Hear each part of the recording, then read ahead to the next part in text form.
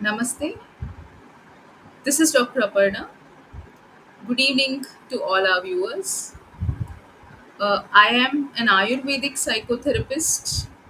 I support and act as a catalyst in your emotional healing journey. I am your emotional healing synergist, a passionate Ayurveda and psychotherapy infopreneur, and medical writer. Yesterday, we were discussing on what Western psychology has to say about mind. So, in continuation with the previous session, today we are unveiling the psyche. So, Western psychology offers, a captivating lens to understand the inner world.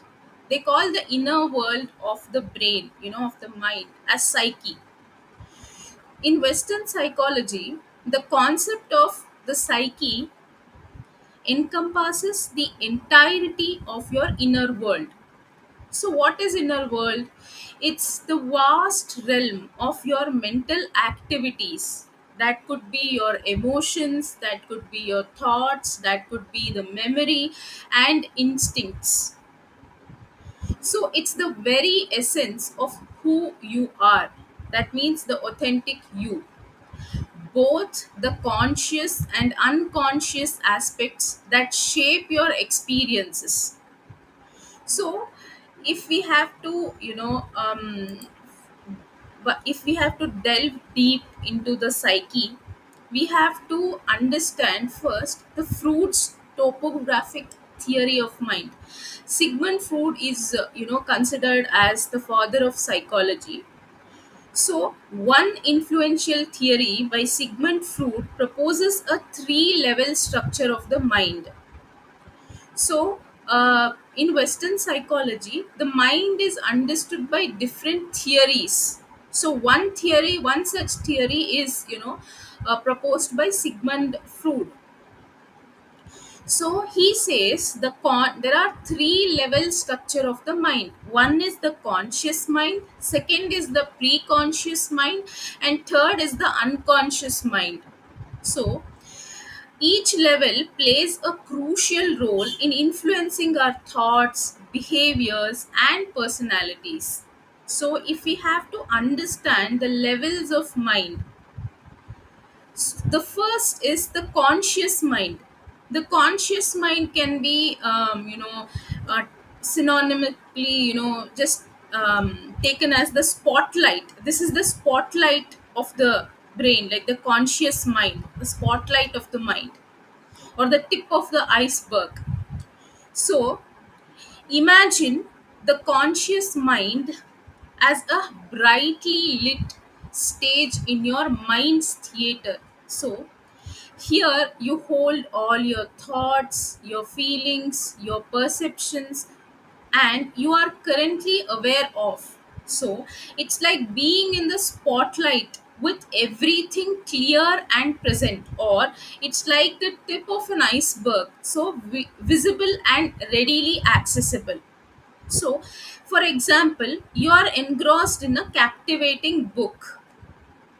You're reading that book and you're engrossed into it. The plot, the characters, and the emotions you are experiencing in that moment reside in your conscious mind. Conscious mind is when you're completely awake and alert. So that means when you're reading a captivating or interesting book, the plot, the characters, and the emotions you are experiencing in that moment will reside in your conscious mind. For example, you are reading the book's explanation right now. The act of reading and the comprehending the text and your present thoughts are all the aspects of your conscious mind. So it could be any sensory experience as well. So walking through the forest, when you are walking through a forest, you are consciously aware of the vibrant colors of the leaves. That is the sight. the crisp scent of pine needles, that is the smell, the cool breeze on your skin, that is touch. So these immediate sensory perceptions form your conscious experience of the forest. Another example could be as you enjoy a delicious meal, the taste, the smell, the act of eating all are a part of, your conscious experience. Another example could be while you have a conversation, you're consciously aware of the words you are saying and your friend's responses. So, this is the conscious mind. It is like the spotlight, aware and alert. Everything is clear and present. So, the next is the pre-conscious mind. The next, level is the pre-conscious mind. This pre-conscious mind is like the backstage. That means think of the pre-conscious mind as the wings of us of the stage. That means it houses information that that is not actively in your conscious awareness, but can be easily retrieved with little effort. It is not the present, but it can be retrieved with little effort. So it's like having props and costumes readily accessible, just off stage. For example, you might not be actively thinking about your childhood phone number, but if someone asks you, you can effortlessly recall it because it is in the backstage. The pre-conscious mind is like the backstage area of your mental theater, you know. Or for another example, you might not be actively thinking about your birthday, but if someone mentions it, you can effortless, by actively thinking about somebody else's birthday. So if someone else mentions, if that is your friend, you know the date, then you can effortlessly recall the date.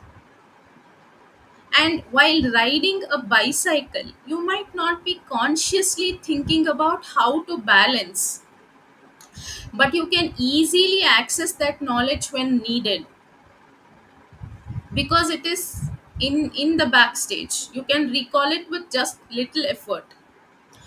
Or the best example could be you're humming a tune and you can't, quite place.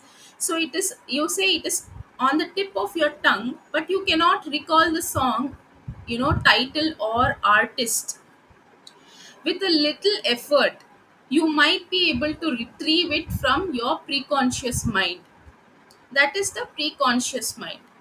Similarly, while driving, you might not be consciously thinking about the traffic rules, but you can easily access that information when needed because the information is already stored. So that is preconscious mind, where there is where you have past information from the past experiences, from the past memory that can be, retrieved whenever it needed. That is the preconscious mind. So this third level is the unconscious mind. This is like a vast basement. So this is also informally called as subconscious mind. The formal term for this is unconscious mind, but it is also informally called, addressed. You could have heard subconscious mind, subconscious mind. This is the unconscious mind itself is called subconscious mind. So, however, it is generally the best thing to avoid subconscious in a formal psychological context. To avoid confusion, we avoid the word term subconscious. So, the unconscious mind is the largest and the least understood part of the psyche. So, it is like the vast hidden basement of your mental theater. So this is holding, deeply the buried thoughts, buried desires, instincts and memories deemed threatening or unacceptable by the conscious mind. So these unconscious contents can still influence your thoughts and behaviors even though you are unaware of them.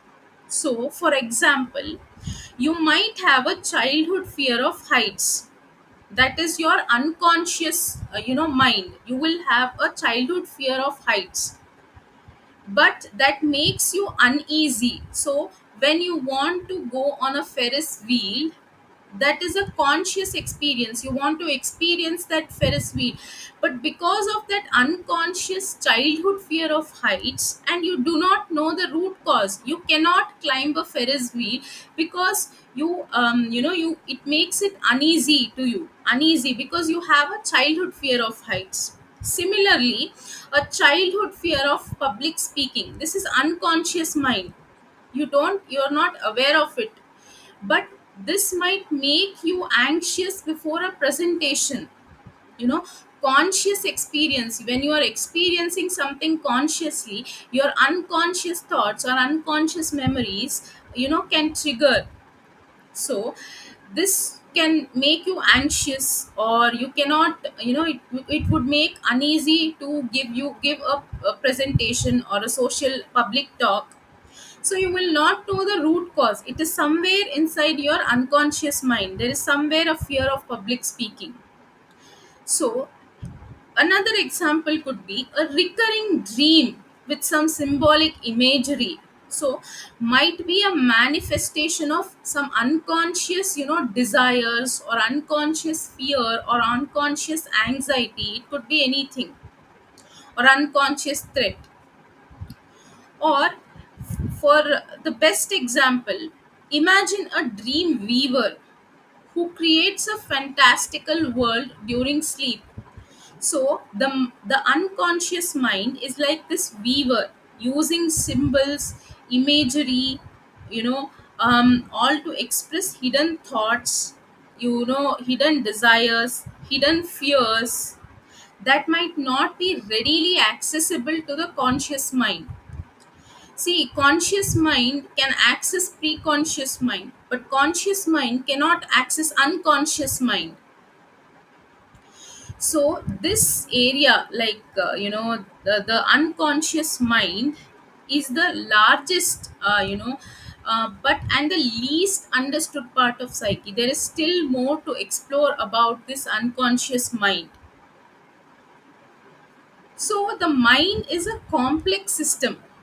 This fruits theory, which I explained, the conscious mind, pre-conscious mind, and unconscious mind, this provides a foundation. But the mind is much more intricate, it is more complex. So we have to also delve into aspects like cognitive processes, that is thinking and learning, and social influences, that is behavior. So the unconscious is powerful. So even though we are not consciously aware of the unconscious mind, the unconscious mind can significantly impact our lives. As I said, the fear of height will impact your now conscious work, to climb that, to experience that Ferris wheel. Or your childhood public speaking fear will impact, that is then unconscious fear, but that is impacting your life now. So unconscious mind can significantly impact our lives, so understanding its influence can be helpful in self awareness and personal growth. So this is to be explored. See, our experiences and environment constantly shape our psyche. So the way we think, we feel, and we behave can evolve throughout our lives. So the mind is not static. We evolve throughout our lives. There will be learning and unlearning. So with this, we come to the end of the session. So if you have any queries or questions, and if you have any thoughts, or you know you if you want to share your key takeaways or suggestions, please comment it in the comment section. Mention that in the comment section. And if you want me to talk about any specific topics, you could also mention that in the comment section. Thanks for staying tuned. Namaste.